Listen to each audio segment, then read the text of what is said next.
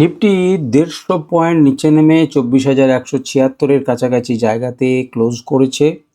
আমি আগের দিনই বলেছিলাম নিফটি কিন্তু একটা ক্রুশিয়াল জায়গাতে রয়েছে, যেখান থেকে মার্কেট বেশ কয়েকবার নিচের দিকে স্লিপ করেছে। আজকেও কিন্তু সেই ঘটনাটাকে আমরা দেখলাম, কোনো একটা অজুহাতে বিভিন্ন ধরনের জিওপলিটিক্যাল ইস্যু, ট্রাম্পের বিভিন্ন রকম ঘোষণা এবং হরমুজে একটা টেনশন, সব কিছু মিলে যেমনই হোক তেমনভাবে একটা অজুহাত খাড়া হলো এবং মার্কেট সেখান থেকে স্লিপ করলো। এখন প্রশ্ন হচ্ছে যে এই স্লিপটা কি ডিপ স্লিপ হতে পারে, অর্থাৎ আরও কি নিচে যাবে? দেখুন, যে জায়গাটাতে এসে মার্কেট দাঁড়িয়েছে সেটা একটা শক্তিশালী সাপোর্ট। এখন আমরা জানি না যে এই মাঝের এই দুদিন কি হতে পারে। শনিবার রবিবার যদি তেমন কিছু বড় কিছু হয়, তাহলে হয়তো আমাদের যে সাপোর্ট জোনটা আছে সেটাকে ভেঙে মার্কেট অনেক নিচে নেমে এলো এবং সেক্ষেত্রে হয়তো আমাদের একটু অসুবিধা হতে পারে, অর্থাৎ মার্কেটের নিচের দিকে যাওয়ার কারণে। আর যদি তেমন কিছু বড় কিছু না ঘটে এবং আমাদের সাপোর্ট এরিয়াটা ঠিকঠাক থাকে, তাহলে মার্কেট উপরের দিকেই থাকবে বলে আশা করা যায়। আমি সুররঞ্জন গঙ্গোপাধ্যায় আপনাদের সবাইকে স্বাগত জানাচ্ছি নিফটি অ্যানালিসিসের এই ভিডিওতে। চলুন ভিডিওটা শুরু করি, এবং ভিডিওটা শুরু করার আগে একটা ডিসক্লেমার আমি আপনাদেরকে দিয়ে দিচ্ছি যে আমি সেবি রেজিস্টার্ড অ্যানালিস্ট নই। আমি নিজের মতো করে অ্যানালিসিস করছি। আপনারা আমার অ্যানালিসিস শুনুন, কিন্তু কাজ করবেন নিজে চিন্তা ভাবনা করে। যদি দেখেন তো ২৪,১৭৬। আচ্ছা, মোটামুটিভাবে আমরা একটা রেঞ্জ বারেবারই বলছিলাম যে ২৪,১২০ থেকে ১৪০, এই রেঞ্জের অন্ততপক্ষে যে লেভেল, তার অন্ততপক্ষে কোথায় আছে? উপরে আছে। তাহলে উপরের দিক থেকে যে রেঞ্জটা আমাদের রয়েছে, সেই রেঞ্জে কিন্তু সে এখনো পর্যন্ত সাপোর্ট নিচ্ছে। এই সাপোর্টটা নেবে কি নেবে না, নিতে পারবে কি পারবে না পরের দিনে আমরা জানি না। যদি জিওপলিটিক্যাল ইস্যু খারাপ জায়গাতে যায় বা অন্যান্য খারাপ নিউজ আসে, তাহলে এর নিচে খুলবে। এর নিচে খুললে পরে অবশ্যই এই রেঞ্জ আপনাকে একটা ধাক্কা দেবে এবং রেজিস্ট্যান্স দেবে, এবং সেক্ষেত্রে মার্কেট এখান থেকে নিচে আসতে পারে। যদি সাপোর্ট নিয়ে কিছু পজিটিভ খবর থাকে তাহলে উপরের দিকে যেতে পারে, কিন্তু এই মুহূর্তে উপর দিকে যাব বললেও উপরের দিকে কিন্তু ধাক্কা রয়েছে ৩১০ থেকে ৩৫০ দিকে, অবশ্যই ২৪,০০০ এখানে কিন্তু আমাদের ধাক্কা রয়েছে। যে জায়গাটাতে আমাকে আপনার কি হবে না, রেজিস্ট্যান্স ফেস করবে। এইরকম জায়গায় মার্কেটটা বন্ধ হয়েছে। এবারে চলুন ধীরে ধীরে আমরা বোঝার চেষ্টা করব এবং জানার চেষ্টা করব আজকে কিভাবে ট্রেড নিতে হতো, সেটাকে আমরা আলোচনা করব। তো আপনি যদি দেখেন মার্কেট 233 ওপেন হয়েছে।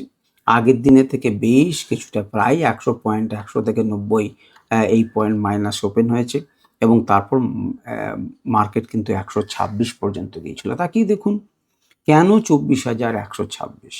এই যে একটু আগেই আপনাদেরকে বলেছি, বারে বারেই পুরোনো ভিডিওতে বলেছি যে 110 থেকে 100 বা 120 থেকে 140, 24,140। তো দেখুন সেই যে রেঞ্জ 120 থেকে 140-এর মধ্যে 126 পড়ে, সেই রেঞ্জ তাকে কি করেছে? সাপোর্ট দিয়েছে, এবং সেখান থেকে মার্কেটকে আবার উপরের দিকে উঠতে সাহায্য করেছে, এবং মার্কেট 253 অব্দি গিয়েছিল, যাই করেছে করেছে, এবং সেখান থেকে মার্কেট এসে 176-এ বন্ধ হয়েছে উপর দিকে। তাহলে এই হচ্ছে মোটামুটি আজকের মুভমেন্টের গল্প আপনারা দেখতে পেলেন। যদি প্রথমে মান্থলি দেখেন, নিচের দিক থেকে সাপোর্ট নিচ্ছে, কিচ্ছু আমার বলনীয় নেই। যদি উইকলি যান, তাহলে অন্তত পক্ষে উপরের দিকে রেজিস্ট্যান্স ফেস করেছে ঠিকই, কিন্তু নিচে যে আমাদের সাপোর্ট আছে তার উপরেই ক্লোজ করেছে। সুতরাং এখনো পর্যন্ত আমরা কিন্তু এখানে যে সাপোর্ট আমাদের আছে 24,110, 120 কাছাকাছি, সেখানে অন্ততপক্ষে সাপোর্ট নিচ্ছে। এইরকম জায়গাতে মার্কেট কিন্তু অন্ততপক্ষে দাঁড়িয়ে রয়েছে। এখন দেখুন, এখান থেকে এখানে কিন্তু আমাদের লোয়ার হাই প্যাটার্ন তৈরি করেছে। উপরে তো উঠতে পারেনি, কিন্তু নিচের দিক থেকে আবার হায়ার লো প্যাটার্ন তৈরি করছে। অর্থাৎ এমন একটা ক্লিয়ার কাট ঘটনা কিন্তু আমরা জানতে পারছি না। মার্কেট কি এইটুকু রেঞ্জের মধ্যেই খুলবে? তাহলে এইরকম রেঞ্জের মধ্যেই থাকার চেষ্টা করবে। যদি মনে করুন মার্কেট এরকম জায়গাতে খুলে দেয়, তাহলে তখন কিন্তু এরকম ট্রেন্ড লাইন নেবেন, এবং এখানে কিন্তু সে রেজিস্ট্যান্স ফেস করবে, সেটাই কিন্তু স্বাভাবিক। চলুন আমরা ডেলি টাইম ফ্রেমে দেখি। 11 তারিখ হতে এখনো দুদিন আছে। এখানে দেখুন সেই নাটক কিন্তু অব্যাহত। বারে বারে সেই নাটক আমরা দেখছি, উপরে নিচে উপরে নিচে। এখান থেকে গিয়েছিল কাছাকাছি, ধাক্কা খেয়েছে, পারেনি। কেন ক্রুশিয়াল জায়গা সেটা আগের দিন আমরা বুঝেছি, সেখান থেকে স্লিপ করেছে। এই যে তাকিয়ে দেখছেন, এই জায়গাটি কি দেখে আপনার মনে হচ্ছে না যে এখানে সাপোর্ট আছে? যদি আপনার এই জোনগুলোকে ডিস্টার্ব করে, তাহলে খালি চোখে আপনি একটু দেখার চেষ্টা করুন। খালি চোখে দেখুন তো, দেখুন না যে এইখানটাতে কি দেখে মনে হচ্ছে না যে একটা ভালো সাপোর্ট জোন? তো সেই সাপোর্ট জোনেই কিন্তু মার্কেটটা দাঁড়িয়ে রয়েছে। যদি একটুখানি ছোট করেন তাহলে পিকচারটা আপনার কাছে আরও ক্লিয়ার হবে। আপনি খুব স্পষ্টভাবে দেখতে পাচ্ছেন, যদি আমি এই লাইনকে যোগ করি তাহলে দেখতে পাচ্ছেন উপরের দিকে ধাক্কা খাবার কারণ, এবং এখান থেকে যদি আমি এইভাবে ট্রেন্ড লাইন করি তাহলেও আপনি দেখতে পাবেন যে এখানে একটা ট্রেন্ড লাইনে আবদ্ধ রয়েছে এরকম জায়গাতে। বাই চান্স যদি রেঞ্জটাকে ভাঙে তাহলে কিন্তু সে একটার পর একটা রেঞ্জের দিকে নিচের দিকে আসতে পারে, আর উপরের দিকে যেতে গেলে এখানে কিন্তু ধাক্কা খাবে, এটাই স্বাভাবিক। তো সুতরাং বিষয়টা স্পষ্ট হচ্ছে। আমরা যদি আনরাইভেলকে লাগাই তাহলে আপনি কিছু জোন পাবেন। কি জোন পাবেন? আমরা দেখেছিলাম যে 5 নাম্বার লেভেলে এখানে উপরে উঠে গেছিল আমাদের নেক্সট লেভেল 24,424, কিন্তু এখান থেকে ধাক্কা খেয়ে তার উপরে ক্লোজ করেছিল আগের দিন। অন্ততপক্ষে এই অঞ্চলটা আপনাকে সাপোর্ট দিয়েছিল। আজকে কি করলো, যে জন্য আপনাকে আমি বলছিলাম যে অত্যন্ত ক্রুশিয়াল একটা জায়গা থেকে সে কিন্তু ধাক্কা খেয়ে ফেরত এসছে এবং দাঁড়িয়েও আছে ক্রুশিয়াল জায়গাতে। তো সেখান থেকে কিন্তু মার্কেট স্লিপ করলো এবং এখনো পর্যন্ত কপাল আমাদের ভালো যে 24,070 থেকে 24,116 এই যে রিজিয়নে সাপোর্ট জোন আছে অ্যাকর্ডিং টু এই ইন্ডিকেটর, সে কিন্তু অন্তত পক্ষে আপনাকে একটা কি করছে না সাপোর্ট দেওয়ার চেষ্টা করছে বা সাপোর্ট দিচ্ছে। যদি ভেঙে নেমে যায় তাহলে উপরের দিকে সে রেজিস্ট্যান্স ফেস করবে, সেটার বলার কিছু নেই।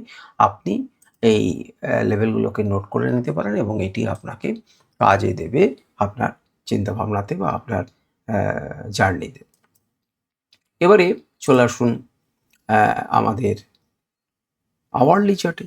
আওয়ারলি চার্ট যদি আপনি চোখে দেখেন তাহলে দেখবেন উপরে প্রায় কাছ থেকে ধাক্কা খেয়েছে। কেন এটা ধাক্কা খেয়েছে সেটাও আমি আপনাদেরকে বলেছি, এবং মার্কেট কোনো একটা জায়গাতে আমি এখানে বলেছিলাম যে দেখুন নিচে ক্লোজ করেছে, তারপরে 15 মিনিট উপরে উঠেছে। আমরা বলতেই পারি সাপোর্ট, কিন্তু এটি একটি পঙ্গু, অর্থাৎ 1 ঘন্টার সাপেক্ষে শেষটা 15 মিনিটের ক্যান্ডেল।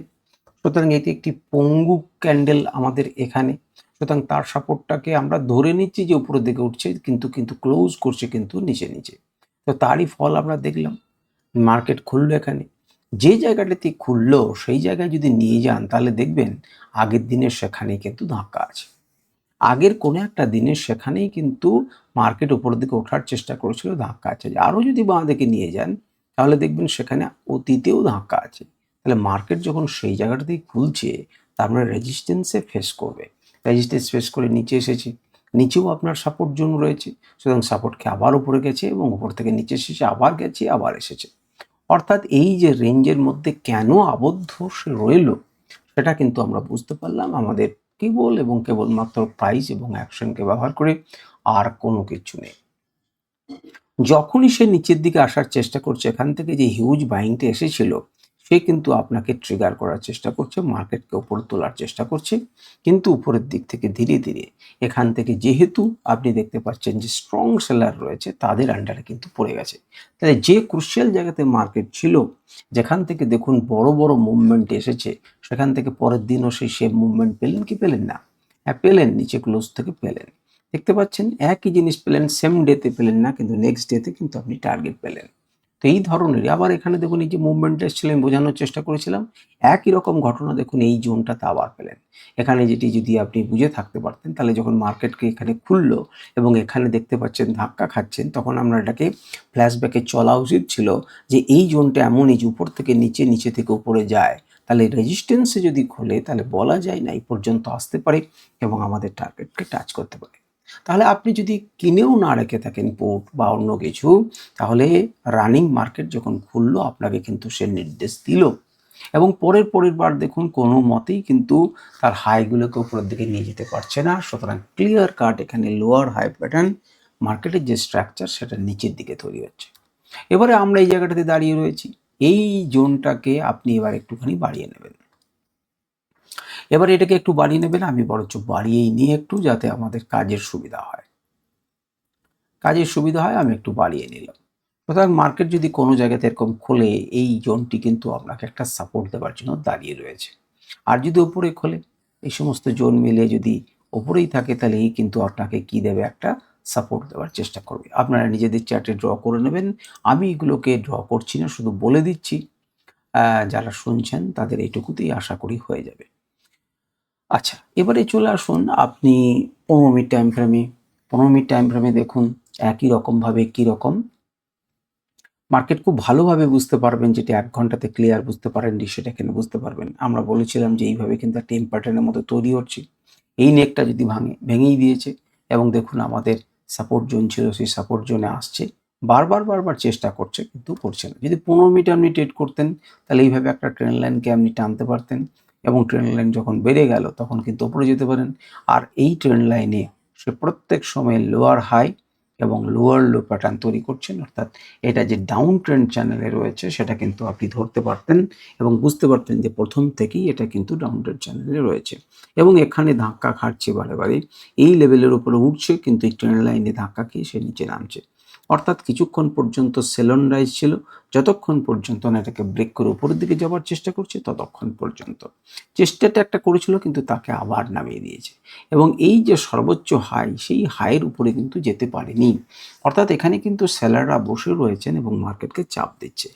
আশার আলো এইটুকুই যে যতটুকু পর্যন্ত লো নামিয়েছিল মার্কেট লাস্ট পর্যন্ত, তার উপরে মার্কেট ক্লোজ করেছে। অর্থাৎ এইটুকু অঞ্চলে কিছু বায়ার্স রয়েছেন যারা মার্কেটকে এখনো পর্যন্ত রক্ষা করার অঙ্গীকার নিয়ে রেখেছেন, কিন্তু লাইভ মার্কেটে এটা চেষ্টা করেছেন কাল যখন খুলবে যে কোনো জায়গাতে খুলতে পারে এবং সেই অনুযায়ী স্ক্রিনশট লাগান, সেখানে লেভেলসগুলো আছে, আপনারা সেগুলো নোট করে রাখুন, আমরা সেগুলো কাজ করবেন।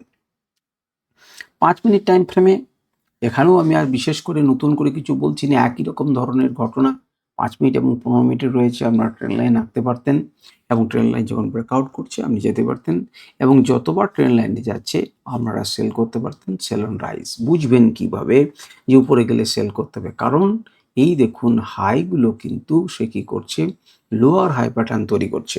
লোয়ার হাই প্যাটার্ন হচ্ছে মার্কেট স্ট্রাকচারে নিচে যাওয়ার একটা স্ট্রাকচার, সুতরাং সেই স্ট্রাকচার অনুযায়ী আবার কাজ করছে।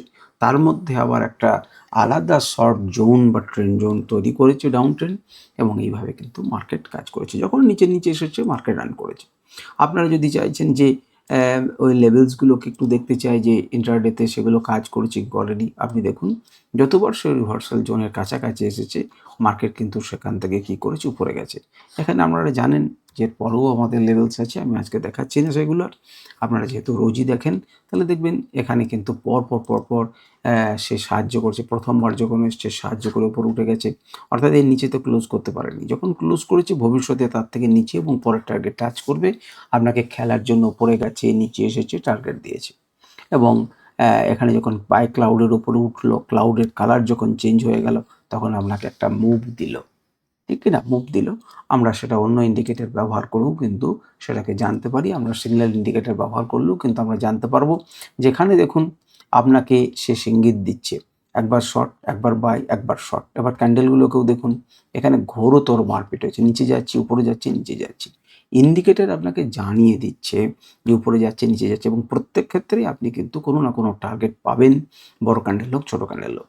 যখন আপনাকে বাই সিগন্যাল, এটা তো সেল সিগন্যালের, যখন বাই সিগন্যাল দিল তারপর একটা মুভ পেলেন। এখানে দেখুন শর্টের ঠিক নিচে ক্লোজ করতে পারেনি, দেন ইন দ্য মার্কেটকে তুলে নিয়ে গেছে।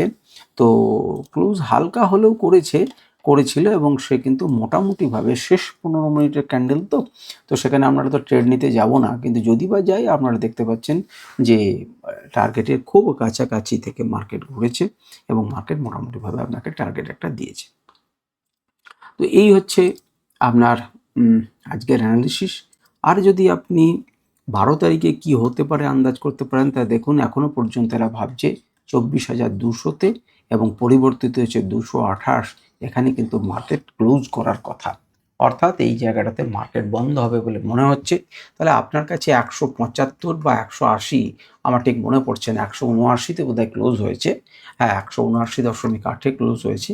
তো সেখান থেকে মার্কেট কিন্তু মঙ্গলবার পর্যন্ত কিছুটা উপরে থাকবে বলে আশা করছে। তবে সোমবার দিনকে আগে ফলো করুন, মানডেকে আগে ফলো করুন, কি তৈরি হচ্ছে দেখুন, তারপর আপনি সিদ্ধান্ত নেবেন। তো আজকের যে ডেটা, সেই ডেটাটাকে যদি আমরা একটু চেক করে দেখতে চাই তাহলে দেখব ২৪,২০০-তে সাপোর্ট এবং রেজিস্ট্যান্স কিন্তু গলায়। অর্থাৎ এই জায়গাটাকে ভবিষ্যতে হয়তো জিতবে বলে একটা মানসিকতা, কিন্তু আজকে ৭৪,০০০ লট যেখানে কলারাইট হয়েছে, অর্থাৎ তারা তীব্র রেজিস্ট্যান্স দিয়েছে বলে মার্কেট কিন্তু তার উপরে উঠতে পারেনি।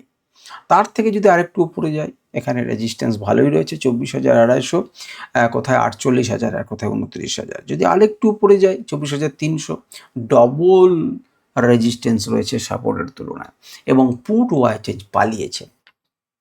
অর্থাৎ আজকে অনেকেই মনে করছেন যে 24,300 যে পুট বিক্রি করেছি সেটা আমাকে কষ্ট দেবে, বিক্রি করেছে কিন্তু, তার মানে তারা মার্কেটকে বুলিশ ভেবেছিল, তারা কিন্তু বিক্রি করে বেরিয়ে গেছেন।